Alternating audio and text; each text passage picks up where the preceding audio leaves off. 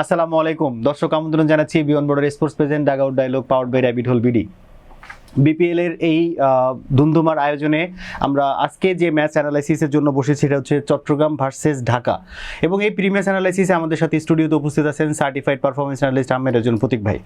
প্রতীক ভাই, বিপিএল এর মোটামুটি সিলেট ফেজের শেষের দিকে আমরা এবং আমরা কিছু ম্যাচ দেখেছি হাড্ডাহাড্ডি লড়াই, কিছু ম্যাচ দেখেছি এক পেশেও, আবার কিছু ম্যাচ দেখেছি দুইটা টিমই খুব বিলো পারফরমেন্সেও দেখেছি।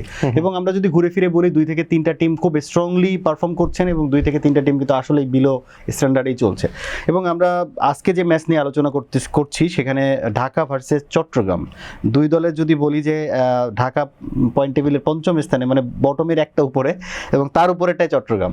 এই দুই দলের ম্যাচ অ্যানালাইসিসের ক্ষেত্রে আপনার কাছে সবার আগে কোন জিনিসটা মনে হয় যে আসলে এটা সবার আগে দরকার? Quality foreign cricketers. Okay, Chattogram রয়্যালসের জন্য বারবার বলছিলাম, আমি জানি না আসলে লেটেস্ট আপডেট কি, but they badly need some quality foreign players, কারণ ব্যাটিং লাইন আপটা খুবই ফাঁকা মনে হচ্ছে। যদি আপনি পিওর ক্লাসের কথা বলেন তাহলে মাহমুদুল হাসান জয় ছাড়া আমরা ওরকম প্রপার টেকনিকে ব্যাট করতে পারে এরকম ব্যাটার দেখিনি। মির্জা বেগ বলতে পারেন পাকিস্তানের ক্ষেত্রে, but he hasn't got the international exposure. তো সেই ক্ষেত্রে আসলে মাহমুদুল হাসান জয়ের উপর অনেক বেশি বার্ডেন হয়ে যাচ্ছে আমার মনে হচ্ছে। সাদমান ইসলামকে আমার মনে হয় তাদের ইনক্লুড করা উচিত। আর যেহেতু দিনের প্রথম ম্যাচ, যদি এরকম চিলি আফটারনুন থাকে লাস্ট ম্যাচের মতো, সেক্ষেত্রে সাদমান ইসলাম ভালো একজন ব্যাটার হতে পারেন নতুন বলটা সার্ভাইভ করার ক্ষেত্রে, যেখানে সালমান মির্জা এবং তাসকিন আহমেদের মতো বোলার থাকবেন। অ্যাডাম রসিংটনকে হয়তো তাদের অকুপাই করতে হবে, কজ এখনো কোনো ফরেন ক্রিকেটার নিয়ে আপডেট নেই। তাহলে ওপেনিংয়ে নাইম শেখ এবং সাদমান ইসলাম, বা নাইম শেখ রসিংটন, নাম্বার 3-তে সাদমান ইসলাম, তারপরে নাম্বার 4-এ জয়, মির্জা বেগ রয়েছে। তো সেই ক্ষেত্রে মোটামুটি শেখ মেহেদী, লোয়ার ডাম দিয়ে অর্ডার, আবু হায়দার রনি এসেছেন, একটা রকম দাঁড়াবে আর কি ব্যাটিং লাইন আপটা, কোনো মতে দাঁড়ানো আর কি। সো সাদমান ইসলামকে তাদের ইনক্লুড করতে হবে যদি বলতে চাই।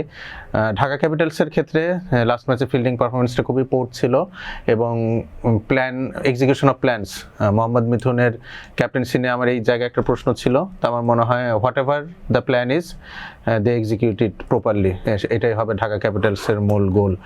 আর জুবাইদ আকবরী লাস্ট ম্যাচে খেলেছেন। এই যে বিপিএল এর মান নিয়ে আমি বারবার প্রশ্ন তুলি, quality foreign players, lack of quality foreign players. Zubaid Akbari, I don't think he meets the requirement or skill requirement to play in this sort of tournaments.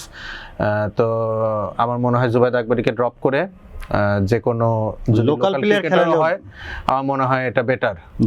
তো দেখা যাক আসলে কি হয়। আমি একটা জিনিস শুধু জানতে চাই যে এই পর্যন্ত যে ম্যাচগুলো দেখেছেন, সিলেটের পিচ বলেন কিংবা সিলেটের যে ফিল্ড আউটফিল্ড সব মিলে আপনার কাছে কি মনে হয় যে বিপিএল আসলে যে স্ট্যান্ডার্ডে রান হওয়া উচিত সেই উইকেট কিংবা সেই ফিল্ড কি এটা রেডি কিনা? উইকেট ইজ কোয়াইট গুড, এর চেয়ে বেটার উইকেট আর কতটুকু হতে পারে আমার জানা নেই, বাট উইকেট নিয়ে কোনো সন্দেহ বা প্রশ্নের অবকাশ রাখা যাচ্ছে না। কিন্তু দুঃখের বিষয় যেটা যে চিটং ফেজে খেলাটা হচ্ছে না, এতে বিপিএল অনেকটাই ম্লান হয়ে গেল। সত্যি কথা বলতে গেলে আপনার একটা টুর্নামেন্ট কতটা কোয়ালিটি এনশিওর করে বা কতটা কোয়ালিটি ক্যারি করে এটা ডিপেন্ড করে নাম্বার অফ ভেনুস। সবচেয়ে বেটার হয় যদি আপনি হোম অ্যান্ড অ্যাওয়ে বেসিসে 6টা টিমকেই খেলাতে পারেন, সেটা হয় আদর্শ। সেখানে 3টা ভেনু ছিল, কমে 2টো করা হলো। পলিটিক্যাল রিজন এটার পেছনে রয়েছে, এবং এই যে পলিটিক্যাল ইনফ্লুয়েন্স ক্রিকেটটা আমার কখনোই পছন্দ না। এই ঘটনাগুলো বাংলাদেশ ক্রিকেটে বারবার ঘটে আসছে এবং দেখেন আলটিমেটলি টুর্নামেন্টটাকে হ্যাম্পার করলো। আপনি কিছু ফর্মালিটিস করতে পারেন, আমি জানি না যে আমার এই কথা বলা ঠিক হচ্ছে কিনা, বাট বলে রাখি যে আপনি যদি শোক পালন করতে চান আপনি কর্মক্ষেত্রেও সেটা পালন করতে পারেন। অবশ্যই আপনি ধরেন ম্যাচের মধ্যে গান বাজনা অফ রাখলেন বা উচ্চ স্বর বা আওয়াজ বন্ধ রাখলেন, সেভাবে কিন্তু ম্যাচটা ক্যারি করা যেত। তাতে কি আমাদের টুর্নামেন্টটা চিটাগং ফেজে নিতে পারতাম।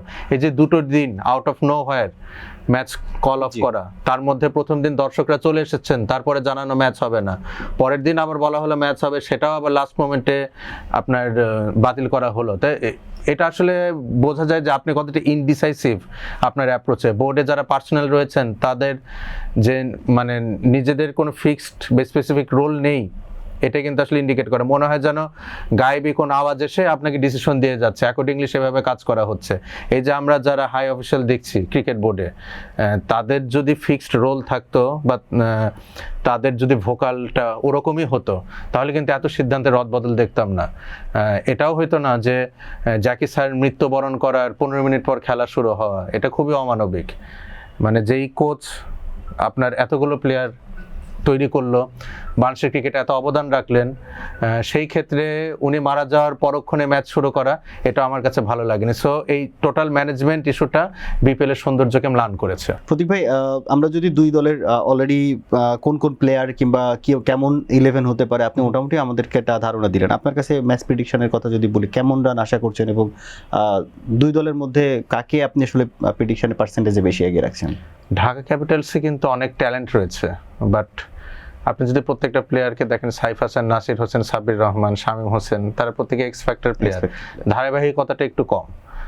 তো যদি জ্বলে ওঠে, ঢাকা ক্যাপিটালস আনপ্যারালাল থাকবে চট্টগ্রাম রয়্যালসের সাথে। কিন্তু পক্ষান্তরে আপনি যদি চট্টগ্রাম রয়্যালসকে দেখেন, তারা যদি টিম হিসাবে খেলতে পারে, সেক্ষেত্রে কিন্তু তারা ভোগাতে পারে ঢাকা ক্যাপিটালসকে।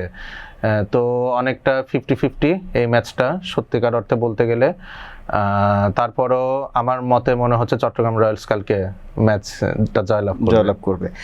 সেক্ষেত্রে আপনি কেমন রান আশা করছেন? আমরা এখনো জানি না কোন পিচে খেলা হচ্ছে কিংবা কোন উইকেট খেলা। যদি চট্টগ্রাম রয়্যালস আগে ব্যাট করে অ্যারাউন্ড 150 to 160, তারা ঢাকা ক্যাপিটালসকে 140 এর নিচে হয়তো বোল আউট করবে। প্রতীক ভাই, দিনের দ্বিতীয় ম্যাচ অনুষ্ঠিত হচ্ছে রংপুর ভার্সেস সিলেট। যেহেতু আমরা যদি বলি যে গত ম্যাচে কিন্তু রংপুর একদম শেষ মোমেন্টে যে হেরেছে এবং নার্ভের একটা খেলা যদি বলি জয় পরাজয় নির্ধারিত হয়েছে, এবং সিলেটের বেলাটাও আমরা দেখেছি যে আপনার প্রিডিকশনটা লেগেছে আর কি। সো সেক্ষেত্রে এই দুই টিমের যদি অ্যানালাইসিসের ক্ষেত্রে বলি, আপনি কাদেরকে এগিয়ে রাখছেন কিংবা টিম কম্বিনেশনটা কেমন হতে পারে? যেহেতু এটা ইভিনিং ম্যাচ, যারা চেস করবে তাদের পক্ষে আসলে জয়ের পাল্লাটা বেশি ভারী থাকবে। আর সিলেট টাইটান্সের ক্ষেত্রে আমি খুব চাইবো মঈন আলী আসলে দলে ইনক্লুড হোক, কজ সাইম আইয়ুবকে খুবই রাস্ট্রি মনে হচ্ছে ব্যাট হাতে, একদমই ছন্দে নেই। মঈন আলী কিন্তু IL-T20-তে দু একটা ভালো নক খেলেছেন লাস্ট ম্যাচগুলোতে। So Moeen Ali top of the order, particular number 3-তে। আর ওপেনিংয়ে মেহেদী হাসান মিরাজকে যদি নেওয়া যায়, সেক্ষেত্রে সিলেট টাইটান্সের ব্যাটিং লাইনআপটা আরও বেটার লাগবে দেখতে। আর যদি আমরা রংপুর রাইডার্সের ক্ষেত্রে এসে, আমার মনে হয় মাহমুদুল্লাহ রিয়াদকে একটা স্পেসিফিক রোল দেওয়া উচিত, because he has got the experience, he knows how to play this sort of cricket, এবং অনেক দিন ধরে উনি আসলে বিপিএল খেলছেন, নেতৃত্ব দিয়েছেন খুলনা টাইটান্সে, বরিশাল বুলসে। তো মাহমুদুল্লাহ রিয়াদকে একটু উপরে খেলানো হলে আমার মনে হয় ব্যাটিং লাইনআপটা একটু বেটার লাগবে দেখতে। এই তো। আর বোলিং, রিয়াদ আসলে ফিনিশিং রোলের থেকে মিডল অর্ডারটাই বেটার সব সময়। আর বোলিং লাইনআপটা তো বেশ ওকে লাগছে আমার। নাহিদ রানা রয়েছেন, মোস্তাফিজুর রহমান রয়েছেন, অলদো ওনার round the wicket bowling left হ্যান্ডারের ক্ষেত্রে এই প্লয়টা আমার পছন্দ হয়নি। তো আশা করব সামনের ম্যাচে উনি ওভার দ্য উইকেট বোলিংটা করবেন। একটা কাজ করতে পারে, কাইল মায়ার্সকে খুব একটা ইফেক্টিভ মনে হয়নি আমার, তো সেই জায়গায় সুফিয়ান মুকিমকে খেলানো যায় কিনা লেফট আর্ম ব্যাটিং এ। আবার কাইল মায়ার্সের একটা অবদান থাকে, হ্যাঁ থাকে, সেই ক্ষেত্রে আমাদের লোকাল ব্যাটার যথেষ্ট রয়েছে রংপুর রাইডার্সে, এবং দাভিদ মালান এবং লিটন দাস শুরুতে যদি একটা ফাউন্ডেশন লেট করে দিতে পারে, সেই ক্ষেত্রে আমার মনে হয় যে কাইল মায়ার্সের অপশনটা আমরা স্যাক্রিফাইস করে সুফিয়ান মুকিমকে খেলাতে পারবো। এবং কাইল মায়ার্স মোটামুটি যে রোলটা প্লে করেছেন লাস্ট ম্যাচ, ওটা ফাহিম আশরাফও ব্যাট হাতে করতে পারেন। সো আমার মনে হয় সুফিয়ান মুকিমকে হয়তো ইনক্লুড করা যেতে পারে, এটা টিম ম্যানেজমেন্ট ভেবে দেখতে পারে। আমরা আশা করি যে এই ম্যাচটা জমজমাট হোক, এবং আপনি এই দুই দলের ক্ষেত্রে আপনি প্রেডিকশনটা কি বলছে যে কে জিতছে, কিংবা রানের ক্ষেত্রে আপনি কেমন রান আশা করছেন? যে টিম চেস করবে তারা জিতবে, এবং আমি আশা করি যে ম্যাচটা একটু হাই স্কোরিং হবে, অ্যারাউন্ড 170 to 180 এরকম রান হবে। পার্সেন্টেজের ক্ষেত্রে সিলেট টাইটান্স যদি ডিফেন্ড করে, তাদের পক্ষে ম্যাচ জেতা খুব কঠিন হবে, cause apart from Mohammad Amir, quality death bowler নেই। Khaled Ahmed is a good bowler, but that with the new ball.